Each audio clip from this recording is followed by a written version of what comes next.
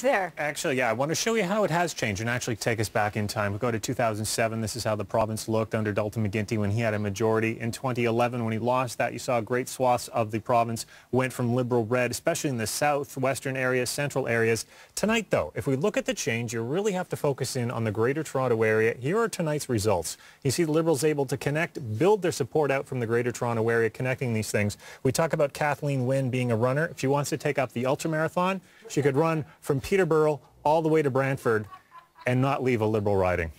Where things stand overall, the big picture look at the province. And this is a look at vote share, how Ontarians have been casting their votes. You see the Liberals picking up a lead in the popular vote, 36.6% of the popular vote to the PC's 35.5%. Not enough that we consider necessarily to win a majority government. Normally we think you need about 40%. Not impossible to pick it up without it, and still remains to see whether the Liberals might be able to pick that up tonight. At this point, they're coming short. However, let's look at how things stay on the ground right now, what this means in terms of seat share. Right now, the Liberals down 19 with 53 seats. They could afford to lose 18 seats going into this and still hold on to a majority. They've picked up some. They are 1 seat away from regaining a majority status. You can bet the Liberals watching this are pretty happy, and that's probably because of this number up here. The Progressive Conservatives picking up 12 seats tonight so far.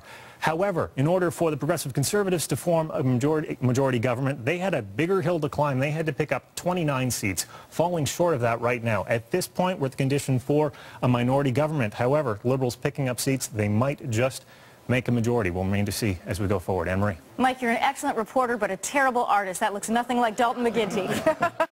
So far, in Atlantic Canada, you cannot take away from the fact that it has been an incredible showing so far for the Liberal Party, and this is one way of showing that. 59.8%, 60% of the vote counted so far in Atlantic Canada has gone Liberal. The Conservatives are only at 18, the NDP just over 17, and other parties accumulating the rest. So you've got more than 80% of Atlantic Canadians voting against the current government, 60% voting for the Liberals. Stunning number. That 38.5% overall is the figure that's kind of the bottom figure for what a majority government would need. And that's the national vote count. It's the lowest number where we've seen a majority government announced before at 38.5%. So we're keeping that in mind as we watch the votes counted across the country. It's not automatic. Susan Ormiston reporting to us from Montreal. So let's go over this once more. Justin Trudeau becomes the next Prime Minister of Canada. He will be the 23rd Prime Minister of Canada when he takes office. That's usually about 10 days to 2 weeks between the election and the swearing in of a new government. This is what's happened so far, and this is one of the reasons we are confident in the call that we are making. The Liberal vote that's being counted so far is, and keep in mind, this is way overweighted on the Atlantic side, but still more than 20, almost 30,000 votes now counted between Ontario and Quebec alone. But the Liberals closing in are just below the 60% figure. That is almost 40% higher than they were 4 years ago. Remember, they were below 20% in 2011.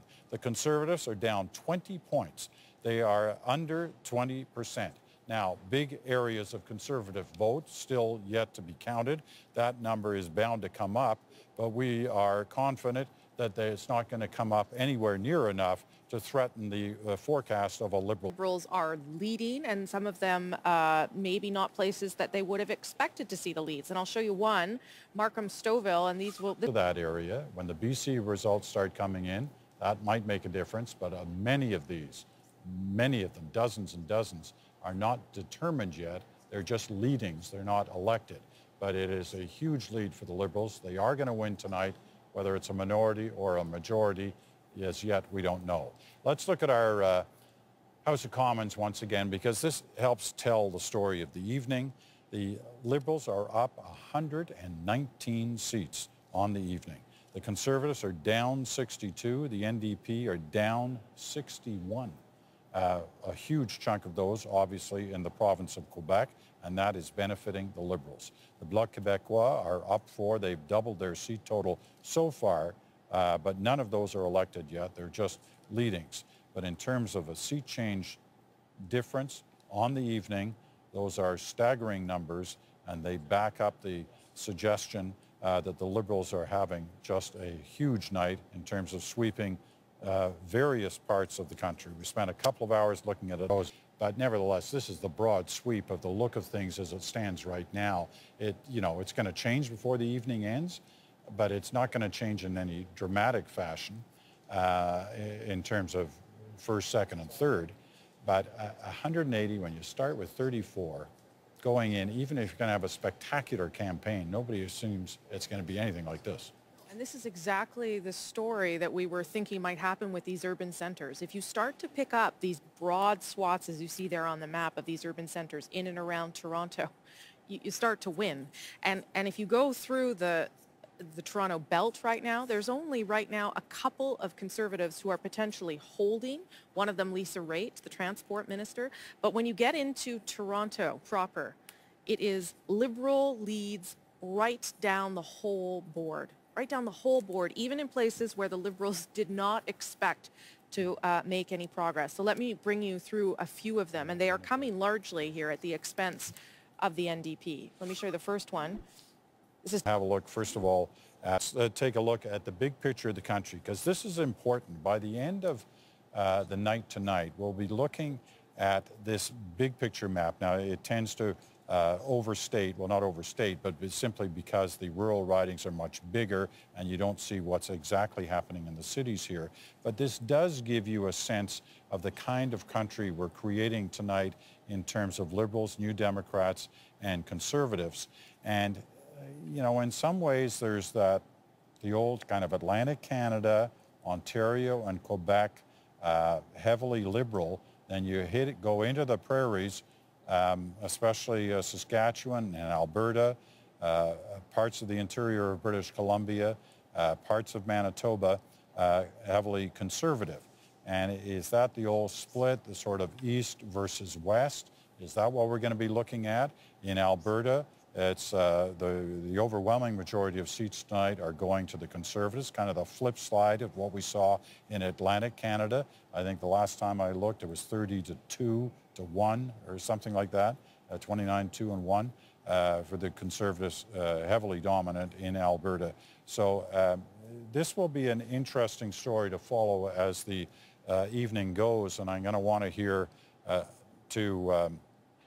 some insight on what may be going on and thinking behind the speech tonight from Tom Mulcair. We can tell you, and we've heard a number of times in the last hour or so, that Stephen Harper, when he does speak in Calgary tonight, will be announcing that he'll be stepping down as leader of the Conservative Party, retaining his seat that he won again tonight in Calgary, asking the national executive to make decisions about how they want to move forward with a new leader, whether it's initially an interim leader or whether they want to go straight to a leadership race. But Stephen Harper, we're told, will be making those comments during his speech in the next little while. Not sure who's up next. I'm assuming it's Stephen Harper who will be speaking next, and then we'll hear from Justin Trudeau. Elizabeth May, Gilles Duceppe will also be speaking in the evening, and we'll check in to see what they have to say in their comments. All right, let's look at that Quebec map. When you look at a lot of red there that wasn't there the last time round. Quebec Liberals were mainly based on the island of Montreal, but not so this time. Wendy Mesley has been watching all this. Wendy.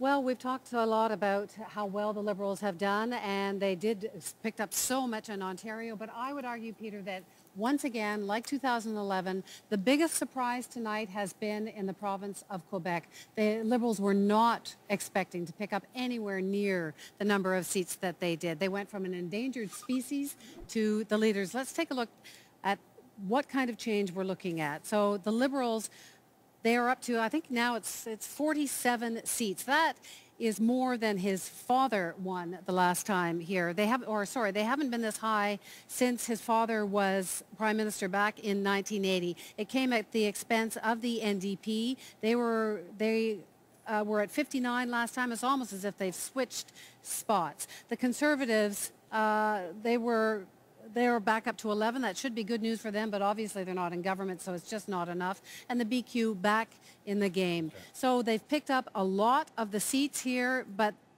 look how it happened.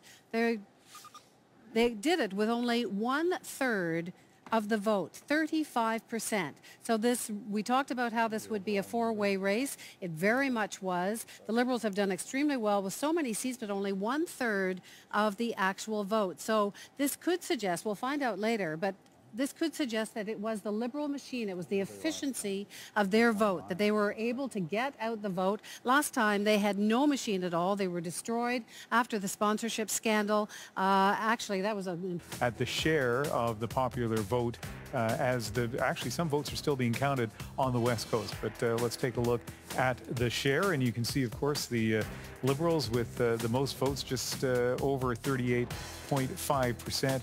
Followed by the Conservatives at 32%. But one of the interesting numbers there, the Greens with 3.4% of all votes cast across the country, but they ended up with just one seat, which is clearly less than 3.4% of this. At how the Liberal Party has done tonight, all the parties have done in the province of British Columbia. And if you were watching last hour, you have already heard me mention that those numbers really are stunning. If you followed politics in British Columbia for some time, it's been a long time since the Liberals have had that kind of representation in a House of Commons from west of the Rockies. Share vote, this will be interesting to watch. Oh, seat change is what we're going to take a look at in British Columbia. And that big number, of course, is the Conservative Party of Canada losing 17 seats in the province of British Columbia. And it's a pretty significant change for them, pretty big night for the Liberals on the West Coast. And CBC's Chris Brown